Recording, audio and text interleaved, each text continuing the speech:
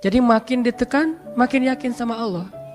Makin banyak masalah, makin yakin sama Allah. Makin berserah kepada Allah. Kok bisa kayak gitu? Ada orang yang ketika makin banyak masalah, makin ragu sama Allah. Ini Allah maunya apa sih? Gitu kan? Ketika makin banyak masalah, makin kayak mempertanyakan takdir dan ketentuan Allah. Kenapa kok saya yang ngalamin ini? Kenapa saya dari dulu gak selesai-selesai masalahnya? Kenapa justru setelah saya berhijrah malah banyak masalah? Kenapa para sahabat sebaliknya? Makin dikasih ujian, makin wa ma zadahum illa imanan wa taslima. Gak bertambah kecuali iman dan kepasrahan. Jadi dikasih ujian malah makin yakin sama Allah, bukan makin ragu. Misalnya dia ganti nih model transaksi dagangnya, bisnisnya. Yang tadi mungkin syubhat atau haram, sekarang dia pakai model transaksi bisnis yang halal aja deh, yang aman-aman aja. Gara-gara transaksi yang halal malah banyak masalah. Masih mending kalau masalahnya cuman berkurang income-nya. Ini malah ditipu orang lah, rugi segala macam. Mulai mempertanyakan, nih bener nggak ya saya ngambil jalan yang syariat segala macam, kok malah makin susah nih kelihatannya. Kenapa kita ketika diuji malah jadi ragu sama Allah? Kenapa saya katanya kalau misalnya saya jujur, saya akan dapat kebaikan. Ini gara-gara jujur malah gak lulus. Ya mungkin gak belajar tapi jujur. Yang satu lagi yang gak jujur malah nilainya bagus mungkin. Misalnya gak belajar tapi dia dusta. Kenapa para sahabat ketika diuji malah makin yakin sama Allah? Malah makin pasrah kepada Allah. Karena mereka pegang janji Allah. Itu salah satu tipsnya. Kalau kita pengen tetap woles pas menghadapi kesulitan, pegang janji Allah. Makin kita kuat pegang janji Allah, diuji, kita makin pasrah sama Allah. Ya Allah, saya akan yakin sama Engkau memegang janjimu. Ketika diuji, saya berharapnya balasan dari Allah, pertolongan dari Allah. Kayak yang pernah saya sampaikan dulu, kalau kita dapat musibah, yakinlah kepada janji Allah. Siapa yang membaca doa yang diajarkan Nabi, nanti Allah akan ngasih ganti yang lebih baik gitu kan ya. Allahumma ajurni fi musibati wa khluf li khairam minha. Ya Allah, beri saya pahala dalam musibah ini, beri saya ganti yang lebih baik darinya. Kalau kita pegang banget dengan janji Allah lewat doa ini, kita ketika dapat musibah setidaknya gak akan panik habis-habisan, gak akan putus asa dalam menunggu pertolongan Allah. Setidaknya kalau nggak bisa woles-woles amat, nggak bisa tenang-tenang amat, minimal nggak panik habis berlebihan. Kalau musibahnya musibah kematian, nggak bikin kita meratapi kematian. Kenapa? Kita pegang janji Allah SWT. Makanya kan ada cerita seorang ayah yang diberi musibah dengan wafat 2 orang anaknya. Anak laki-laki pertama meninggal. Dia bilang innalillahi wa inna ilaihi rajiun. Anak laki-laki kedua meninggal, dia bilang innalillahi wa inna ilaihi rajiun. Semua ini milik Allah. Allah yang memberi, Allah juga yang mengambil kembali. Suka-suka Allah, pasrah gitu. Nerima, ridho dalam bahasa agama. Bukan ikhlas ya. Kalau ikhlas itu dalam bab ibadah. Kalau dalam bab takdir namanya ridho. Raditu billahi robba. Saya ridho deh dengan ketentuan Allah, itu namanya ridho. Bukan yang ikhlas ya. Ikhlas apaan? Orang gak lagi ibadah kan, lagi ada musibah. Jadi bukan yang ikhlas ya, bukan, tapi yang ridho ya. Kalau mau lebih tepat nih, tapi gak apa-apa deh, pakai bahasa kita aja. Tapi kalau mau lebih tepat maknanya, yang ridho ya, sing ridho ya gitu, bukan sing ikhlas. Karena ikhlas itu ibadah ritual. Nah, dia ridho tuh. Innalillahi wa inna ilaihi rajiun. Innalillahi wa inna ilaihi rajiun. Yang ketiga meninggal juga. Dan dia mulai agak ragu nih, kok gini-gini amat ya. Suatu malam dia bermimpi 2 anaknya itu, dalam mimpi itu ayah ini mau jatuh ke sebuah jurang yang di bawahnya api, kayak api neraka gitu. Ditarik sama 2 anaknya, cuman gak kuat. Kata mereka, seandainya adik ada di sini pasti bisa narik nih, bisa nyelamatin ayah. Kalau adik ada di situ, kenapa cuma 2 yang nolong? Karena 2 itu yang dia ridho, yang satu lagi nggak ridho. Akhirnya cuma 2 orang yang bisa nolong dia di akhirat. Bangun dari mimpi dia sadar, oh ternyata justru Allah pengen nolong dia di akhirat dengan musibah itu. Dan buat anaknya juga kebaikan nanti di akhirat masuk surga. Akhirnya dia bilang innalillahi wa inna ilaihi rajiun, astaghfirullahalazim. Hidup kadang kayak gitu. Ketika kita pegang janji Allah, ada sesuatu yang kita tunggu di dalam kesulitan hidup kita, sehingga buat kita selalu punya harapan. Tapi kalau kita nggak pegang janji Allah, kita nggak nunggu apa-apa kecuali mengeluhkan keadaan kita, dan itu bikin kita lemah. Ditolak yang pertama, innalillahi wa inna ilaihi rajiun. Ya Allah, beri saya yang lebih baik darinya. Nemu nih, ditolak lagi. Lebih cantik tapi nolak juga, kan lebih sakit ya. Lebih cantik ditolak lebih sakit. Ya Allah, beri yang lebih baik lagi. Makin lama makin di puncaknya rasa sakit yang udah gak tahan, diterima. Nih happy ending nih. Ada gak ya yang kayak gitu ya? Kalau jarang ada, berarti belum mempraktekkan jurus ini nih. Kalau pengen kayak gitu, coba tes deh. Cuman kalau ngetes Allah, Allah tahu sih ya. Coba deh praktekin, bukan ngetes, praktekin. Nanti pasti kita akan ngelihat hasil yang luar biasa. Jadi pegang janji Allah. Saya kalau nggak selalu sih, kadang-kadang nih, terutama hal-hal yang masih mampu. Ada musibah kecil, langsung berpegangan pada janji Allah. Nah, ntar Allah ganti yang lebih baik. Tapi itu harus dengan bahasa hati ya, bukan dengan lisan doang nih. Wa khluf li khairam minha. Hati nggak percaya. Allah kan bermuamalah, berakad dengan kita lewat hati itu teman-teman. Allah nggak berakad dengan kita lewat lisan doang. Makanya niat itu kan sesuatu yang terbersih di dalam hati. Walaupun dalam prakteknya ada mazhab yang mengucapkan, ada mazhab yang tidak mengucapkan. Yang jelas secara definisinya terbersih di dalam hati. Innamal a'malu binniyat. Terus Nabi menunjukkan dalam riwayat yang lain, Nabi menunjukkan ke dadanya atau hatinya. Artinya Allah berakad dengan kita itu dengan hati.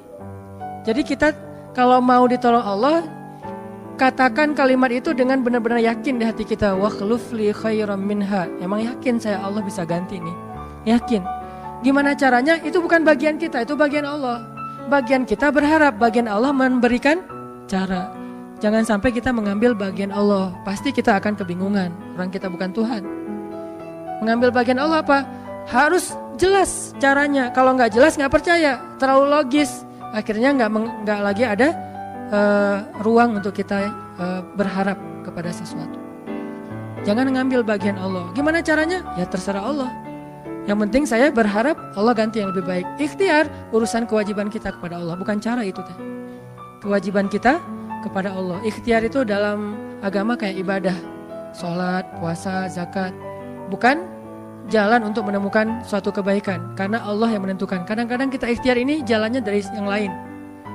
Kita ngejar, ternyata dapatnya justru yang sering pakai curhat. Kan beda-beda kan cara Allah ya. Kita ngejar, gak berhasil, curhat lagi ke teman kita di sebelah. Ternyata dia, bukan dia yang jadi sama dia, kita jadi sama dia gitu maksudnya. Ini artinya emang Allah yang punya cara, asbab, subul. Walladzina jahadu fina lanahdiyannahum subulana. Orang yang bersungguh-sungguh di jalan kami yang akan tunjukkan kepada cara-cara menuju kepada kebaikan. Subul, bukan cuma satu. Kalau satu sabil, ini berarti Allah yang punya cara. Ya Allah, beri saya ganti yang lebih baik. Saya yakin banget nih. Kata teman kita, caranya gimana? Kayaknya mustahil deh. Allah punya cara. Allah bisa mendatangkan sesuatu dengan cara-cara yang kita mengerti, ilmiah, logis. Bisa yang dengan cara yang kita nggak ngerti, nggak ilmiah, nggak logis. Bisa juga dengan sebalik dari apa yang kita ngerti. Kita ngertinya gini, Allah bikin yang sebaliknya. Allah punya banyak cara. Contoh, Allah mendatangkan kita, melahirkan manusia itu dari pasangan ayah dan ibu. Ilmiah, logis, bisa dijelaskan secara keilmuan. Tapi Allah juga bisa mendatangkan seorang anak tanpa ayah seperti Isa dari rahimnya Siti Maryam yang suci. Atau bisa juga mendatangkan seekor onta bukan dari induknya tapi keluar dari batu seperti ontanya Nabi Solih. Allah bisa mendatangkan segala sesuatu dari cara-cara yang yahtasib au la yahtasib. Yang kita mengerti atau kita tidak mengerti. Makanya Allah mengatakan wa yarzuqhu min haitsu la yahtasib. Allah kasih rezeki dari jalan haitsu la yahtasib, yang gak pernah kalian duga. Berarti kalau masih keduga bukan itu jalannya. bisa sih kayaknya jalan ini, bukan itu. Bisa sih ini, bukan itu. Terus jalannya apa? Yakin, itulah jalannya. Allah yang akan mendatangkan dengan surprise. Kayaknya surprise itu lebih seru sih. Dan surprise Allah itu emang pasti. Kalau surprise teman kita pas kita ulang tahun, kenapa ya hari ini kok biasa-biasa aja ya, nggak ada yang ngucapin, nggak ada yang ngasih hadiah misalnya ya. Kita masih berharap, mungkin mereka pengen ngasih surprise. Nanti malam-malam tiba-tiba saya masuk ke rumah, saya buka pintu rumah saya, tiba-tiba orang udah ngumpul semua di dalam rumah, terus ngasih surprise happy birthday gitu, balon segala macam, gitu-gitu deh. Bisa. Tapi apakah itu terjadi? Belum tentu. Pas kita pulang ke rumah udah siap-siap gitu. Gua mah gak akan kaget lah, yang gitu-gitu pasti udah disiapin. Buka pintu, ngelihat ke dalam, jalan pelan-pelan, nyalain lampu, kosong, gak ada siapa-siapa. Manusia bisa gitu banget kan? Teman kita atau pasangan kita berpikir, pasti dia ingat lah, gak mungkin. Dia gak ingat hari jadian kita, atau hari putus kita terus jadian lagi. Atau hari lahir lah minimal. Pasti dia ingat, tapi belum tentu dia bisa ngasih kita surprise seperti yang kita harapin. Kalaupun dia ngasih surprise, kadang-kadang kado atau hadiahnya itu nggak seperti yang kita harapin. Biasa-biasa aja ternyata. Mungkin dia lagi nipis keuangannya, nggak punya modal apa-apa, ya udah ngasih apa yang ada aja, pulpen, permen. Nah, Allah nggak gitu. Allah kalau ngasih surprise itu benar-benar ngasih dan buat kita benar-benar ngerasa beruntung. Kalau kita percaya, makanya berakatlah dengan Allah lewat hati. Hadza ma wa'adanallahu wa rasuluh wa shadaqallahu wa rasuluh. Benarlah Allah dan Rasul. Hasbiyallah atau apapun ucapan-ucapan belief, termasuk wa khluf li khairam minha, beri saya ganti yang lebih baik darinya. Tapi kita berakad itu dengan hati, Allah tunjukin tuh. Ini yang bisa bikin kita sedikit lebih tenang atau banyak bisa dapat ketenangan kalau kita dalam kondisi yang sulit. Kalau diuji dalam hal-hal yang kayaknya mentok gitu. Mau kemana lagi nih? Mau gimana lagi nih? Mau apa lagi nih? Kan gitu kan? Udah gak tahu lagi mau gimana, mau kemana, mau apa, mau siapa lagi nih? Kayaknya semua yang di list reunian udah ditembak satu-satu, gagal semua gitu kan. Mau siapa lagi nih? Teman kuliah udah, teman SMA udah, sampai teman SD juga udah. Masa nyari teman TK gitu kan ya? Nyari semua nolak, ke siapa lagi? Allah yang punya siapanya. Kadang-kadang siapanya Allah itu kita gak pernah ngeduga. Yang kita gak pernah mau ke situ karena berpikir gak mungkin deh kalau itu mah. Justru kita gak ngedatangin dia karena kita gak percaya mungkin. Tapi buat Allah apa sih yang gak mungkin? Julaibib dengan kondisi rakyat jelata banget ketemu seorang cewek yang selebgram banget, bisa aja tuh. Apalagi kita yang insya Allah nggak julaibib amat lah ya, masih kerenan dikit lah. Walaupun mungkin solehnya pasti jauh dengan julaibib, tapi secara fisik ya kita bukan budak, kita bukan orang yang seperti digambarkan di dalam hadis gimana fisiknya julaibib sangat pas-pasan. Walaupun tingkat kesolehannya jauh, pasti sahabat itu tidak tergantikan, tidak tertandingi. Oke, itu satu kasus di Al-Quran gimana Wallace dengan modal pegang janji Allah. Berakad kepada Allah dengan hati. Ini kata kuncinya, berakad kepada Allah dengan hati. Dan Allah pasti la yukhliful mi'ad, gak akan ingkar janji, gak akan kalau dengan hati. Masalahnya tingkat hati juga darajat. Lahum darajatun 'inda rabbihim. Orang yang beriman itu bertingkat-tingkat. Ada yang imannya itu benar-benar luar biasa, sampai hal yang paling mustahil buat dia tuh nggak ada yang mustahil buat Allah. Ada yang berimannya yang berat-berat mah dia masih agak-agak ragu, yang ringan-ringan dia masih yakin. Berarti aku tergantung prasangka hambaku kepadaku. Kayak api neraka gitu. Ditarik sama dua anaknya, cuman nggak kuat. Kata mereka seandainya adik ada di sini pasti bisa narik nih, bisa nyelamatin ayah.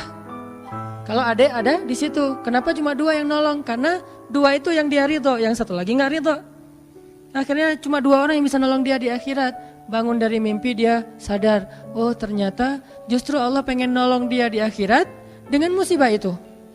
Dan buat anaknya juga kebaikan nanti di akhirat masuk surga. Akhirnya dia bilang innalillah wa inna ilaihi rajiun, astaghfirullahalazim. Hidup kadang kayak gitu. Ketika kita pegang janji Allah, ada sesuatu yang kita tunggu di dalam kesulitan hidup kita. Sehingga buat kita selalu punya harapan. Tapi kalau kita nggak pegang janji Allah, kita nggak nunggu apa-apa kecuali mengeluhkan keadaan kita, dan itu bikin kita lemah. Ditolak yang pertama, innalillah wa inna ilaihi raji'un. Ya Allah, beri saya yang lebih baik darinya. Nemu nih, ditolak lagi. Lebih cantik tapi nolak juga, kan lebih sakit ya. Lebih cantik ditolak lebih sakit. Ya Allah, beri yang lebih baik lagi. Makin lama makin di puncaknya rasa sakit yang udah gak tahan, diterima. Nih happy ending nih. Ada gak ya yang kayak gitu ya? Kalau jarang ada, berarti belum mempraktekkan jurus ini nih. Kalau pengen kayak gitu, coba tes deh. Cuman kalau ngetes Allah, Allah tahu sih ya. Coba deh praktekin, bukan ngetes, praktekin. Nanti pasti kita akan ngelihat hasil yang luar biasa. Jadi pegang janji Allah. Saya kalau nggak selalu sih, kadang-kadang nih, terutama hal-hal yang masih mampu. Ada musibah kecil, langsung berpegangan pada janji Allah. Nah, ntar Allah ganti yang lebih baik. Tapi itu harus dengan bahasa hati ya, bukan dengan lisan doang nih. Wa khluf li khairam minha. Hati nggak percaya. Allah kan bermuamalah, berakad dengan kita lewat hati itu teman-teman. Allah nggak berakad dengan kita lewat lisan doang. Makanya niat itu kan sesuatu yang terbersih di dalam hati. Walaupun dalam prakteknya ada mazhab yang mengucapkan, ada mazhab yang tidak mengucapkan. Yang jelas secara definisinya terbersih di dalam hati. Innamal a'malu binniyat. Terus Nabi menunjukkan dalam riwayat yang lain, Nabi menunjukkan ke dadanya atau hatinya. Artinya Allah berakad dengan kita itu dengan hati. Jadi kita kalau mau ditolong Allah, katakan kalimat itu dengan benar-benar yakin di hati kita. Wa khluf li khairam minha. Emang yakin saya Allah bisa ganti nih. Yakin. Gimana caranya? Itu bukan bagian kita, itu bagian Allah. Bagian kita berharap, bagian Allah memberikan cara. Jangan sampai kita mengambil bagian Allah. Pasti kita akan kebingungan. Orang kita bukan Tuhan. Mengambil bagian Allah apa? Harus jelas caranya. Kalau nggak jelas nggak percaya. Terlalu logis. Akhirnya nggak lagi ada ruang untuk kita berharap kepada sesuatu. Jangan mengambil bagian Allah. Gimana caranya? Ya terserah Allah. Yang penting saya berharap Allah ganti yang lebih baik. Ikhtiar, urusan kewajiban kita kepada Allah. Bukan cara itu teh. Kewajiban kita kepada Allah. Ikhtiar itu dalam agama kayak ibadah. Sholat, puasa, zakat. Bukan jalan untuk menemukan suatu kebaikan. Karena Allah yang menentukan. Kadang-kadang kita ikhtiar ini jalannya dari yang lain. Kita ngejar, ternyata dapatnya justru yang sering pakai curhat. Kan beda-beda kan cara Allah ya. Kita ngejar, gak berhasil, curhat lagi ke teman kita di sebelah. Ternyata dia, bukan dia yang jadi sama dia, kita jadi sama dia gitu maksudnya. Ini artinya emang Allah yang punya cara. Asbab, subul. Walladzina jahadu fina lanahdiyannahum subulana. Orang yang bersungguh-sungguh di jalan kami yang akan tunjukkan kepada cara-cara menuju kepada kebaikan. Subul, bukan cuma satu. Kalau satu sabil, ini berarti Allah yang punya cara. Ya Allah, beri saya ganti yang lebih baik. Saya yakin banget nih. Kata teman kita, caranya gimana? Kayaknya mustahil deh. Allah punya cara. Allah bisa mendatangkan sesuatu dengan cara-cara yang kita mengerti, ilmiah, logis. Bisa yang dengan cara yang kita nggak ngerti, nggak ilmiah, nggak logis. Bisa juga dengan sebalik dari apa yang kita ngerti. Kita ngertinya gini, Allah bikin yang sebaliknya. Allah punya banyak cara. Contoh, Allah mendatangkan kita, melahirkan manusia itu dari pasangan ayah dan ibu. Ilmiah, logis, bisa dijelaskan secara keilmuan. Tapi Allah juga bisa mendatangkan seorang anak tanpa ayah seperti Isa dari rahimnya Siti Maryam yang suci. Atau bisa juga mendatangkan seekor onta bukan dari induknya tapi keluar dari batu seperti ontanya Nabi Solih. Allah bisa mendatangkan segala sesuatu dari cara-cara yang yahtasib au la yahtasib. Yang kita mengerti atau kita tidak mengerti. Makanya Allah mengatakan wa yarzuqhu min haitsu la yahtasib. Allah kasih rezeki dari jalan haitsu la yahtasib, yang enggak pernah kalian duga. Berarti kalau masih keduga bukan itu jalannya. Bisa sih kayaknya jalan ini, bukan itu. Bisa sih ini, bukan itu. Terus jalannya apa? Yakin, itulah jalannya. Allah yang akan mendatangkan dengan surprise. Kayaknya surprise itu lebih seru sih. Dan surprise Allah itu emang pasti. Kalau surprise teman kita pas kita ulang tahun, kenapa ya hari ini kok biasa-biasa aja ya, nggak ada yang ngucapin, nggak ada yang ngasih hadiah misalnya ya. Kita masih berharap, mungkin mereka pengen ngasih surprise. Nanti malam-malam tiba-tiba saya masuk ke rumah, saya buka pintu rumah saya, tiba-tiba orang udah ngumpul semua di dalam rumah, terus ngasih surprise happy birthday gitu, balon segala macam, gitu-gitu deh. Bisa. Tapi apakah itu terjadi? Belum tentu. Pas kita pulang ke rumah udah siap-siap gitu. Gua mah nggak akan kaget lah, yang gitu-gitu pasti udah disiapin. Buka pintu, ngelihat ke dalam, jalan pelan-pelan, nyalain lampu, kosong, nggak ada siapa-siapa. Manusia bisa gitu banget kan? Teman kita atau pasangan kita berpikir, pasti dia ingat lah, nggak mungkin dia nggak ingat hari jadian kita atau hari putus kita terus jadian lagi, atau hari lahir lah minimal, pasti dia ingat. Tapi belum tentu dia bisa ngasih kita surprise seperti yang kita harapin. Kalaupun dia ngasih surprise, kadang-kadang kado atau hadiahnya itu nggak seperti yang kita harapin, biasa-biasa aja ternyata. Mungkin dia lagi nipis keuangannya, nggak punya modal apa-apa, ya udah ngasih apa yang ada aja, pulpen, permen. Nah, Allah nggak gitu. Allah kalau ngasih surprise itu benar-benar ngasih dan buat kita benar-benar ngerasa beruntung kalau kita percaya. Makanya berakatlah dengan Allah lewat hati. Hadza ma wa'adanallahu wa rasuluh wa sadaqallahu wa rasuluh. Benarlah Allah dan Rasul. Hasbiyallah atau apapun ucapan-ucapan belief, termasuk wakhluf li khairam minha, beri saya ganti yang lebih baik darinya. Tapi kita berakad itu dengan hati, Allah tunjukin tuh. Ini yang bisa bikin kita sedikit lebih tenang atau banyak bisa dapat ketenangan kalau kita dalam kondisi yang sulit. Kalau diuji dalam hal-hal yang kayaknya mentok gitu, mau kemana lagi nih, mau gimana lagi nih, mau apa lagi nih, kan gitu kan? Udah nggak tahu lagi mau gimana, mau kemana, mau apa, mau siapa lagi nih? Kayaknya semua yang di list reunian udah ditembak satu-satu, gagal semua gitu kan? Mau siapa lagi nih? Teman kuliah udah, teman SMA udah, sampai teman SD juga udah. Masa nyari teman TK gitu kan ya? Nyari semua nolak, ke siapa lagi? Allah yang punya siapanya. Kadang-kadang siapanya Allah itu kita nggak pernah ngeduga. Yang kita nggak pernah mau ke situ karena berpikir nggak mungkin deh kalau itu mah. Justru kita nggak ngedatangin dia karena kita nggak percaya mungkin. Tapi buat Allah apa sih yang nggak mungkin? Julaibib dengan kondisi rakyat jelata banget ketemu seorang cewek yang selebgram banget, bisa aja tuh. Apalagi kita yang insya Allah nggak julaibib amat lah ya. Masih kerenan dikit lah. Walaupun mungkin solehnya pasti jauh dengan Julaibib. Tapi secara fisik ya kita bukan budak. Kita bukan orang yang seperti digambarkan di dalam hadis gimana fisiknya Julaibib sangat pas-pasan. Walaupun tingkat kesolehannya jauh. Pasti sahabat itu tidak tergantikan, tidak tertandingi. Oke. Itu satu kasus di Al-Quran gimana Wallace dengan modal pegang janji Allah. Berakad kepada Allah dengan hati. Ini kata kuncinya. Berakad kepada Allah dengan hati. Dan Allah pasti la yukhliful mi'ad. Gak akan ingkar janji. Gak akan. Kalau dengan hati. Masalahnya tingkat hati juga darajat. Lahum darajatun inda rabbihim. Orang yang beriman itu bertingkat-tingkat. Ada yang imannya itu benar-benar luar biasa. Sampai hal yang paling mustahil buat dia tuh gak ada yang mustahil buat Allah. Ada yang berimannya yang berat-berat mah dia masih agak-agak ragu, yang ringan-ringan dia masih yakin. Berarti aku tergantung prasangka hambaku kepadaku.